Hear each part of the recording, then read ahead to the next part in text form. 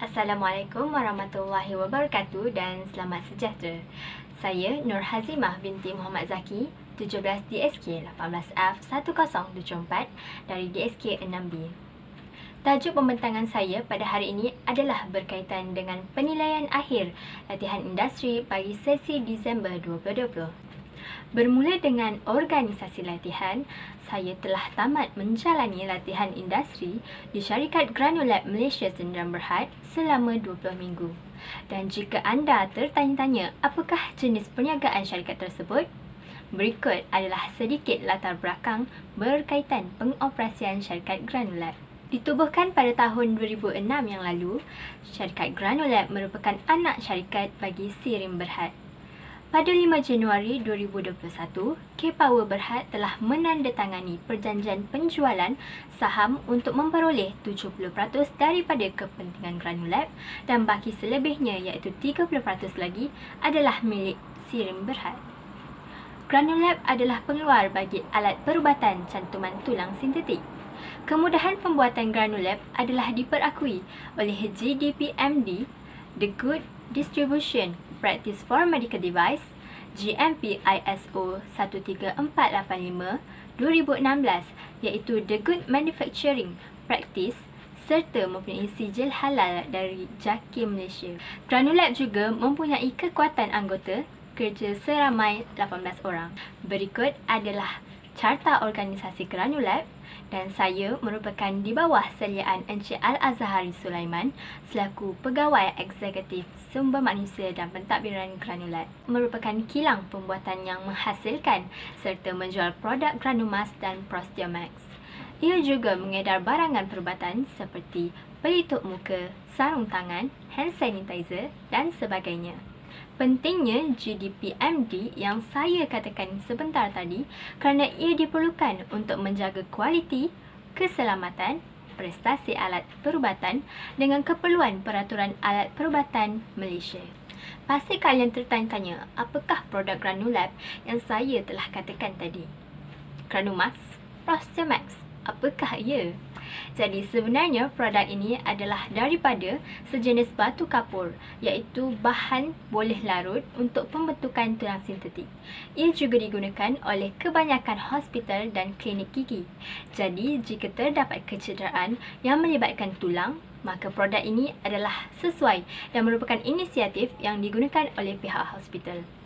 Dan jika kalian masih lagi ragu-ragu, boleh lihat di laman web MDA atau Medical Device Authority Malaysia dan klik sahaja public search untuk ketahui maklumat lanjut sama ada ia telah disahkan oleh pihak berkuasa ataupun tidak.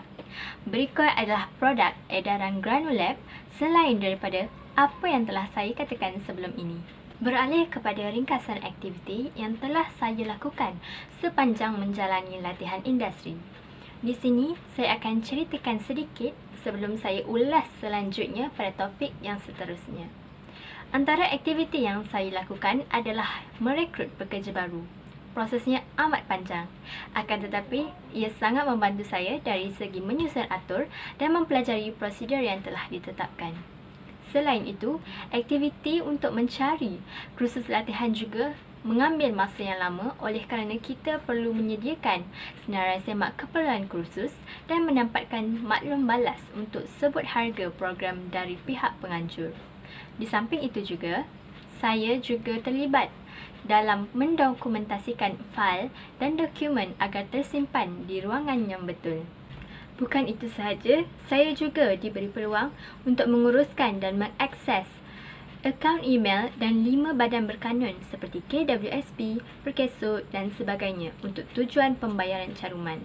Akhir sekali, saya juga perlu menghubungi pihak yang berkaitan untuk bertanyakan isu mengenai status mesin pencetak jika terdapat masalah, menguruskan hal berkaitan mendapatkan sebut harga dan follow up calon temuduga.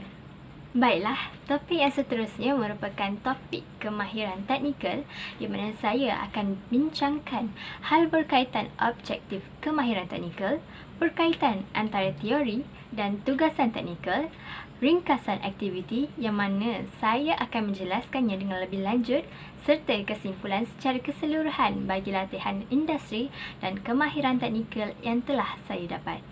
Objektif tugasan atau kemahiran teknikal. Persoalannya, kenapa dan mengapa tugasan kemahiran teknikal ini perlu semasa pelajar menjalani latihan industri? Pertama sekali, pelajar diasah untuk cekap dalam melakukan tugas. Sama seperti pekerja yang bakal mengikuti kursus yang dianjurkan oleh organisasi lain. Di sini, pelajar didedahkan untuk mengatur jadual temuduga dan jadual kerja staf bagi bulan Julai 2021.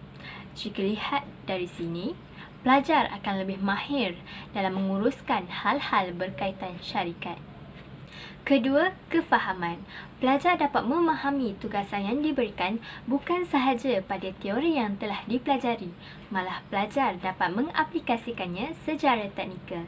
Tugasan atau kemahiran teknikal ini juga akan mengajar pelajar untuk mendisiplinkan diri agar lebih menghargai masa untuk menyelesaikan tugasan dalam masa yang ditetapkan. Yang keempat adalah tanggungjawab. Dengan memupuk sifat ini dalam diri pelajar, mereka akan memberikan komitmen dengan sebaik mungkin agar dapat menyelesaikan tugasan dengan sempurna. Dan yang terakhir sekali adalah dapat meningkatkan kemahiran komunikasi pelajar itu sendiri. Melalui tugasan yang diberi, pelajar dan juga penyelia dapat berinteraksi dengan lebih efektif sama ada dalam perbualan harian, pertanyaan maupun menyumbang idea. Baiklah, jika kita dapat lihat di sini, perkaitan antara teori dan tugasan teknikal adalah berkait rapat. Hal ini kerana pendedahan teori atau ilmu pengetahuan saja tidak mencukupi untuk pelajar. Mereka juga perlu berjaya mengaplikasikan ilmu tersebut dengan mempraktikkan kemahiran yang diperoleh. Di samping itu, ilmu teori ini hanyalah sebagai gambaran semata-mata. Jika pelajar tidak didedahkan dengan situasi sebenar, maka pelajar tidak dapat menguruskan situasi tersebut dengan baik. Ringkasan aktiviti. Seperti yang saya katakan sebelum ini, saya juga dipertanggungjawabkan untuk mengurus dalam proses merekrut pekerja baru. Antara jawatan kosong yang pernah saya uruskan adalah Production Executive, Sales and Marketing Executive, dan yang paling terbaru adalah jawatan Technical Pharmacist Executive. Sebelum temuduga dijalankan, terdapat beberapa dokumen dan persiapan perlu dilakukan. Antaranya, borang permohonan kaki tangan yang memerlukan kelulusan dari syarikat K-Power Berhad. Selain itu, deskripsi tugas juga perlu dibuat agar jawatan yang disandang itu dapat melaksanakan tugas yang telah disediakan oleh pihak syarikat. Setelah itu, barulah bahan jawatan kosong diiklankan melalui laman web Indeed dan My Future Jobs, yang mana majikan boleh mengiklankan jawatan kosong mereka secara percuma. Pelajar juga digalakkan untuk menyediakan poster untuk disebarkan melalui laman media sosial seperti Facebook, Instagram, WhatsApp dan sebagainya. Selepas beberapa hari, kesemua pemohon akan disaring menggunakan resume masing-masing dan kita akan lihat kriteria kelayakan seperti latar belakang pendidikannya, sudah berapa tahun memiliki pengalaman kerja dan adakah pemohon tersebut seorang graduan atau masih bekerja.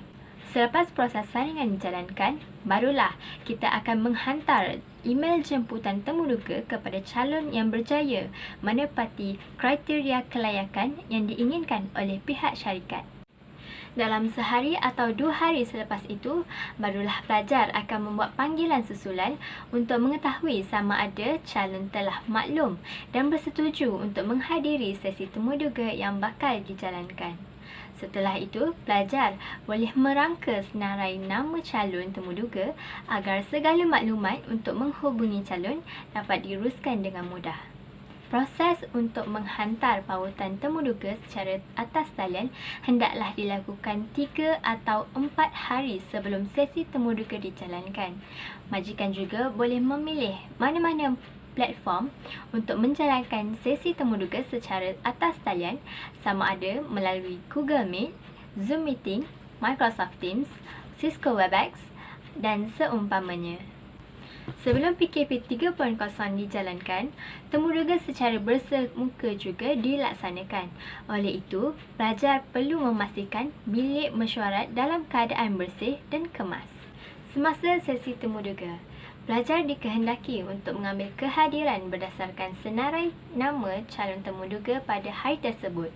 Penyelia juga meminta pelajar untuk menyemak segala dokumen yang telah dibawa atau dihantar oleh calon. Dan setelah itu, bermulalah sesi temuduga bersama semua ahli panel. Di akhir sesi temuduga, kesemua ahli panel mula berbincang dan menilai kesemua calon yang telah ditemuduga. Borang penilaian juga turut disertakan sebagai bukti sokongan kepada calon yang telah dipilih. Oleh itu, pelajar perlu menyediakan draft email berkaitan dokumen tawaran dan pelantikan bagi calon tersebut. Pemfailan juga perlu dilakukan setelah staf mula berkhidmat di syarikat. Kursus latihan. Merujuk rajah berikut, proses bagi mendapatkan kursus latihan adalah agak panjang. Pertama, pelajar perlu menyediakan senarai semak keperluan kursus untuk satu jabatan. Lalu, pelajar perlu mencari sebut harga bagi 3 organisasi yang berbeza. Di sini, kita dapat lihat proses untuk mendapatkan maklum balas dari penganjur agak lambat dan saya juga perlu menyediakan draft memo dan borang permohonan kursus luar untuk mendapatkan pengesahan dari pihak pengurusan. Setelah mendapatkan kelulusan, barulah pelajar boleh mendaftarkan staf yang terlibat untuk mengikuti kursus tersebut. Pelajar juga perlu menyediakan 4 jenis dokumen pembelian untuk satu kursus, iaitu borang cadangan pembelian, borang permohonan pembelian, lampiran bagi 3 sebut harga yang telah didapati serta pesanan pembelian yang akan dikeluarkan oleh unit perakaunan. Selepas itu, pembayaran dapat dilakukan dan staf yang terlibat dapat menyertai kursus latihan. Pengurusan akaun syarikat. Pelajar telah diberi amanah untuk mengakses alamat email bahagian sumber manusia syarikat dengan ID penggunanya iaitu hr.granulab@gmail.com. Selain itu, badan berkanun majikan seperti KWSP, Perkeso, LHDN, HRD Corp dan Zakat juga boleh diakses oleh pelajar untuk tujuan pembayaran dan tuntutan. Bagi hebahan di laman Indeed dan MyFutureJobs, pelajar juga diberi kebenaran untuk menggunakan akaun majikan sebagai pengiklanan jawatan kosong. Aktiviti dokumentasi tidak asing lagi bagi mereka yang bekerja di pejabat. Antara fail atau dokumen yang perlu didokumentasikan adalah fail peribadi pekerja, kursus latihan, rekod kehadiran pekerja dan rekod suhu pekerja.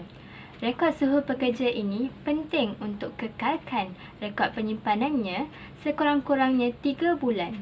Hal ini kerana syarikat juga turut serta dalam pematuhan SOP yang telah ditetapkan oleh Majlis Keselamatan Negara. Akhir sekali, untuk ringkasan aktiviti latihan industri saya adalah hubungi pihak yang berkaitan. Kerja-kerja untuk menghubungi satu pihak ini amat mencabar sebenarnya dan ditambah pula dengan PKP yang mana hanya melibatkan sektor tertentu sahaja beroperasi. Antara pihak yang terlibat termasuklah calon temuduga, pihak penganjur kursus dan sebagainya. Oleh itu, inisiatif lain boleh diambil untuk menghubungi pihak tersebut adalah dengan melalui email, nombor telefon peribadi, WhatsApp dan sebagainya selain daripada nombor telefon pejabat. Kesimpulannya di sini, kita dapat melihat bahawa latihan industri memberikan peluang yang sangat besar kepada pelajar untuk bergerak ke arah profesional dalam mendepani cabaran ketika bekerja. Justru, terdapat pelbagai perkara yang dapat dipelajari selain daripada merasai sendiri pengalaman bekerja di organisasi yang terlibat. Bagi tugasan teknikal pula, Pelajar berupaya untuk menguruskan tugasan secara proaktif yang mana ia dapat memupuk diri pelajar untuk berfikiran terbuka bagi mengenal dunia pekerjaan. Antara komen atau cadangan saya sendiri kepada pelajar adalah pelajar perlu memahami tanggungjawab diri terhadap syarikat. Hal ini kerana pelajar akan memberikan komitmen yang terbaik sepanjang keberadaan mereka di organisasi latihan. Bukan itu sahaja, pelajar juga perlu mengetahui jenis perniagaan syarikat sebelum melapor diri. Ianya sebagai persiapan diri dengan ilmu pengetahuan am sebelum menjalani latihan industri di organisasi yang terlibat. Cadangan saya kepada pihak Politeknik agar menambah baik buku panduan laporan latihan industri agar lebih jelas contohnya untuk rujukan pelajar. Pihak Politeknik juga disarankan untuk membuat maklum balas susulan mengenai keperluan latihan industri di organisasi yang terlibat sebagai langkah pendekatan kepada pelajar untuk mencari organisasi latihan di kawasan sekitar mereka. Akhir sekali, cadangan saya kepada pihak organisasi supaya menyediakan jadual kerja kepada pelajar agar masa tidak dibazirkan dengan tiada apa tugasan. Begitu juga dengan pengambilan pelajar latihan industri, syarikat perlu meneruskan program ini agar dapat melahirkan perantis melalui sumber dalaman sahaja. Sekian, terima kasih.